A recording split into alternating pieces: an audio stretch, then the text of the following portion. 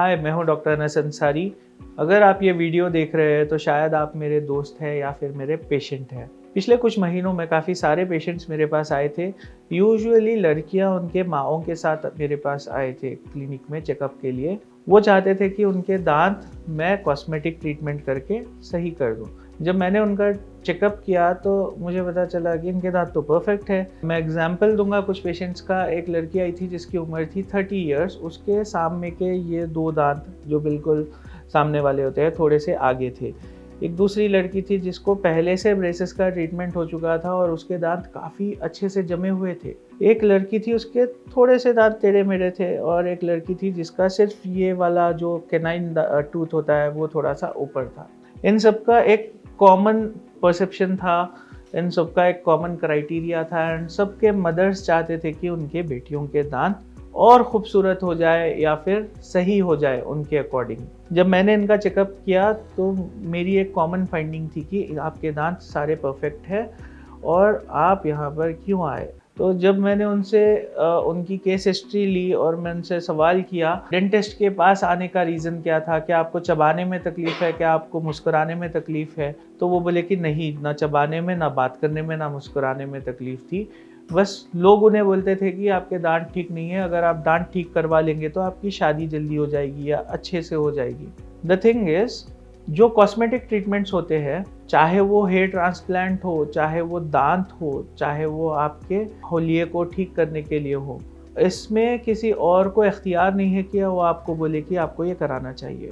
Even एक dermatologist को इख्तियार नहीं है कि वो आपको पकड़ के बोले कि आप हेयर ट्रांसप्लांट करा लीजिए, आप ठीक नहीं लग रहे। एक डेंटिस्ट को इख्तियार नहीं है कि वो आपको आकर बोले कि आपके दांत ख़राब है, आपकी स्माइल बुरी है और आप उसको अच्छा कर लीजिए, हम उसको खूबसूरत बना देंगे।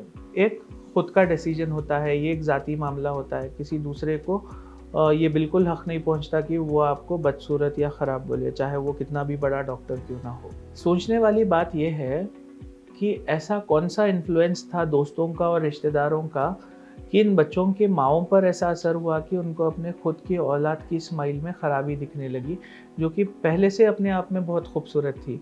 जब आप एक डॉक्टर के पास जाते हैं तो आपको एक बात का ध्यान रखना है, चाहे वो कितना भी बेहतरीन डॉक्टर क्यों ना हो, वो बहुत ख़राब हो चुकी चीज़ को बस एक ठीक ठाक स्टेज पर लाकर रख सकता है, ना कि कोई पहले से खूबसूरत चीज़ है उसको और बेहतर कर दे। वो इख्तियार सिर्फ खुदा के पास है। आप डॉक्टर के पास जाते हैं और कॉस्मेटिक ट्रीटमेंट्स करवाते हैं, कभी वो इतनी बिगड़ जाती है कि पहले वाली स्माइल हम आपको फिर से वापस नहीं कर सकते।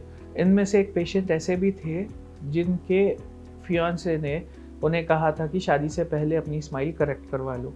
वो लड़की की स्माइल तो पहले से ब्यूटीफुल थी। तो सोचने वाली बात यह है कि जो बंदे को आपकी स्माइल अभी पसंद नहीं आई, वो डॉक्टर के ठीक करने के बाद पसंद आएगी, इसकी क्या गारंटी है। कोई भी इलाज कराने में काफ़ी ज़्यादा तकलीफ़ होती है, चाहे वो इनविजिलाइन हो, इनविजिबल ब्रेसेस हो या फिर कोई भी कॉस्मेटिक ट्रीटमेंट हो।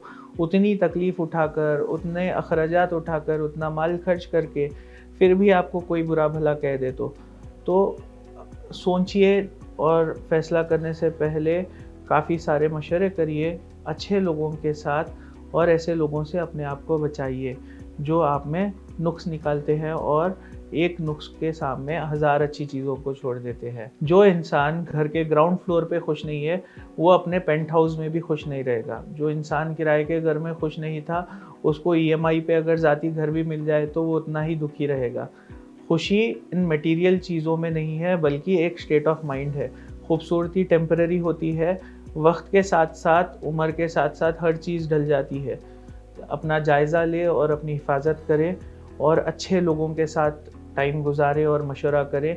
अपनी ज़िंदगी में अच्छे रिश्तेदार और अच्छे दोस्त बनाएं और उन्हें संभाल के रखें। शुक्रिया।